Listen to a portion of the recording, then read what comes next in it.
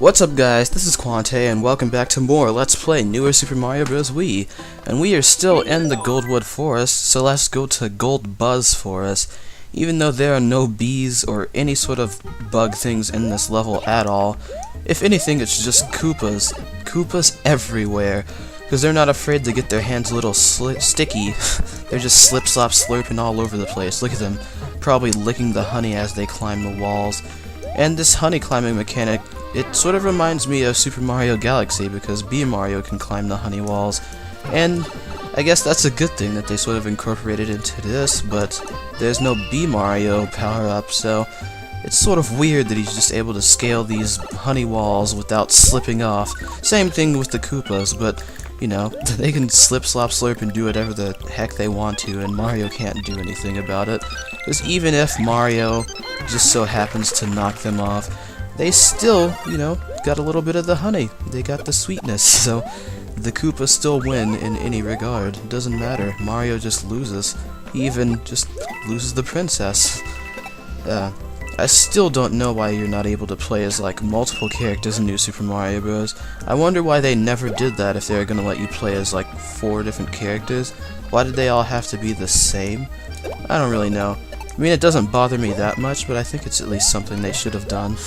But anyway, we are almost at the end of the level, and at first I thought you had to jump on that giant Koopa that I just punched to get to this pipe here, but you just have to hit the P switch and don't get those 4 coins right there, or else you will screw yourself out of the star coin and the secret exit that's here as well. And I jumped through the coins and I didn't even see the P switch up there at first, so I just ruined everything for myself. I did not even know that that was there. But at least I got it, and by doing this level you also open the shop. And so we're gonna go back to Gold Buzz Forest and just blow through it all, because we already got all 3 star coins, and there's no reason to dilly-dally. We just gotta get out of here really fast and get the normal exit. And the normal exit leads to this world's castle, I guess I could say, because it's not really anything too bad, and none of the castles actually have bosses, in the lettered worlds that is, because I don't think they wanted to go through that much trouble of programming bosses into the game. I do like that there are extra worlds within the game. Like, I really like this one. Like, the leaves are basically just recolored snow, and you could basically say this is just another snow world, but nah, I really like the atmosphere of this place, and you know, it's really cool to see something like this. The music is Maple Treeway, and Maple Treeway is awesome. It's like one of my favorite Mario Kart tracks ever, and it's just amazing. I really like this place in general. I like the honey wall mechanic and everything, even though it's basically just a climbing wall thing that was already in the game. You would only see it in castles, and it wasn't used that much, to be honest. Neither was it in Super Mario World. They only used it once in Super Mario World, and they didn't use it that much in New Super Mario Bros. Wii. So it's at least good to see it somewhat used a couple times in this game, at least, because they're just making use of the mechanics that are already there, which is sort of something I never really got about Nintendo, because they'll put mechanics in their Mario games, but you'll only see them at least like once or twice. I'm not saying they have to use them all the time, but I mean, they have these mechanics that could be used for multiple things, but they don't get used that often. But we're going to Fall Harvest, and this is the last level we can do before we can go to the castle. And this is the level that I was talking about before that had the potential Dig Star Coin, because these freaking Goom Nuts, or whatever they're called, that just fall from the trees, they have star coins within them sometimes. And that's not really the issue. One of the issues is that you have to actually get past one of them before it breaks blocks and makes you incapable of getting the star coin. And that's why I had a propeller suit at the beginning of the episode, because I thought that I'd probably end up needing it at some point just to get that star coin. But it turns out that you do actually need a fire flower to get it, and I'm gonna try to get it legitimately. Simply just because I want to get it legitimately, and I don't want to have to go and buy a propeller suit from the Lakitu. But, thanks to Skawo90, one of the developers for this game, he did actually tell me that you can buy things from the shop without actually having to spend any star coins and have them affect the game. And I got the star coin that I was talking about pretty easily for that matter, so I guess it's not that much of a dick star coin and I was wrong. I just didn't know how to get it, and that's my fault entirely. So I'm glad he actually notified me about that beforehand. And so now I got all the star coins and I don't have to worry about anything. No more dreading. I am completely free of everything, and now I can just go and do whatever the heck I want, because I'm freaking Mario. Oh! I honestly did not see that coming. I just don't want to die. Run, Mario. Shift your fat forward. To victory. Yes, I finally beat the level. Okay. That was close. I thought I was gonna die at that moment. But no, I'm just so good at Mario. Ha-ta-ta-ta-ta-ta-ta. And now we can go to the castle. How much time have I spent in this video? 5 minutes, that's not too bad. And now I can show off the Goldwood Music House. I think this is the first music house that we've come across. And I am absolutely terrible at these. Hit the blocks to mimic the song that plays. Win up to 4 items. Head through the door to begin. Good luck! So, I am actually pretty bad at these because there are so many blocks. But you win items for doing these. And I just suck. It's playing the Super Mario Bros. 3 World 5 theme, but I already have forgotten what the heck. Oh, this was the purple one, wasn't it? Piss.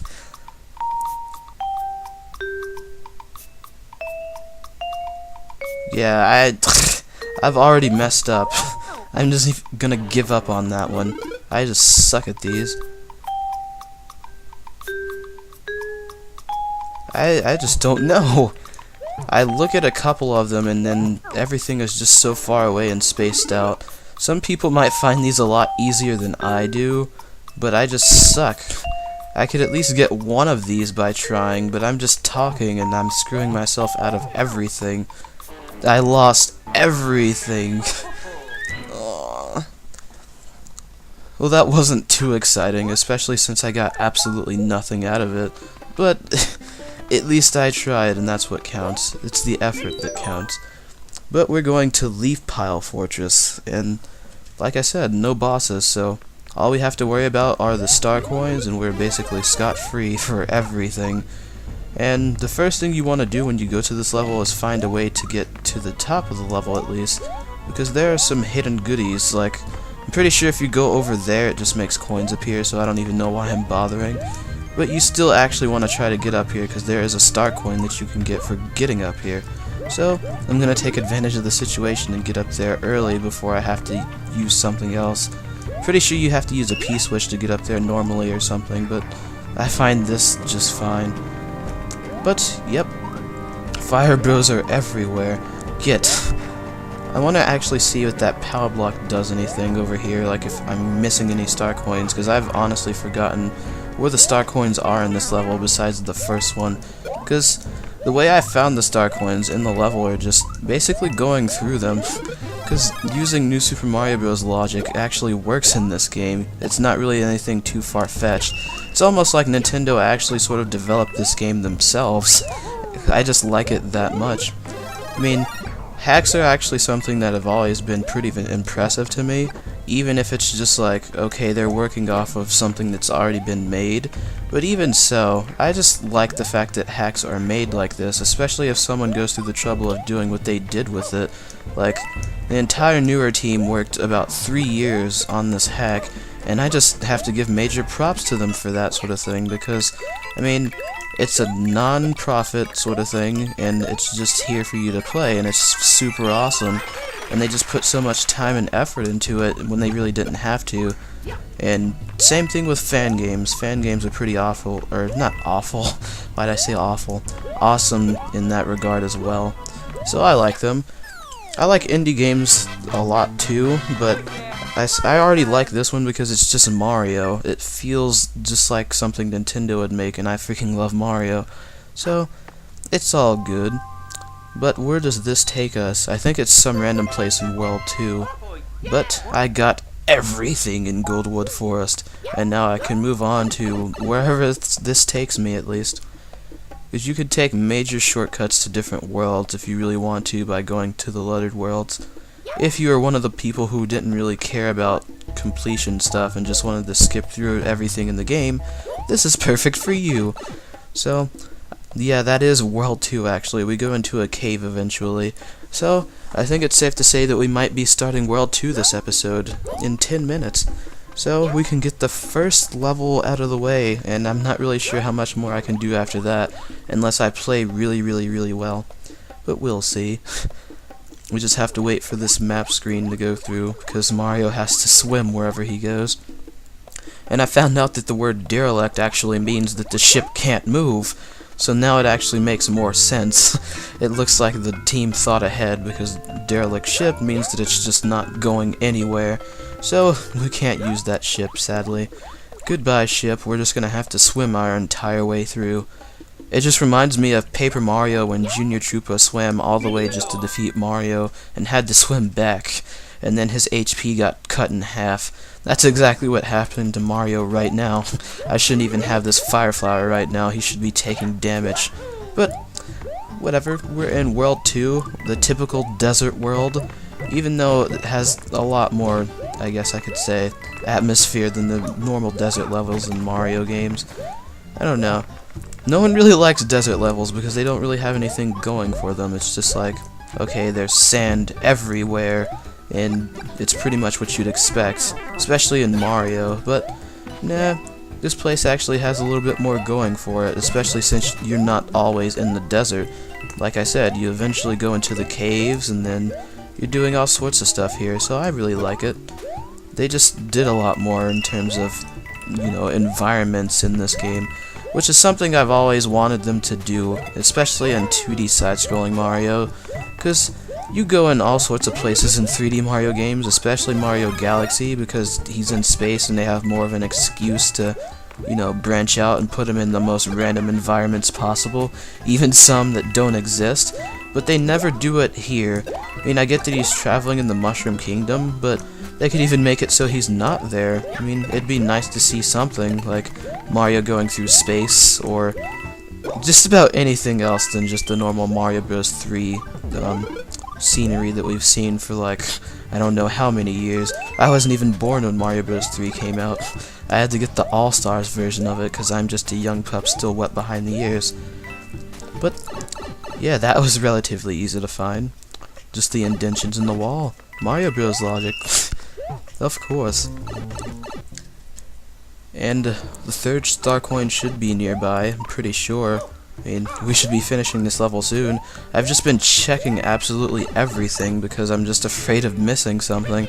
I haven't missed a star coin just yet, unless it was because I couldn't get it due to a secret exit, but I don't want to miss it now, because that would just be terrible. Especially having the cut and backtrack. I have never liked doing that.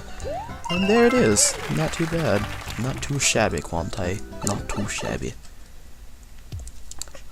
And look, we're in a cave already? What have I done? Wait, what have I done? What time am I at? I'm at 13 minutes. That actually took a lot longer than I thought it would. Or maybe it was just the map screen stuff that made me take so long. I'm not exactly sure. But do you only do one level before you go into the cave? You do? Oh, wow. Oh yeah, the blue pipes. The blue pipes are actually places that teleport you to different places.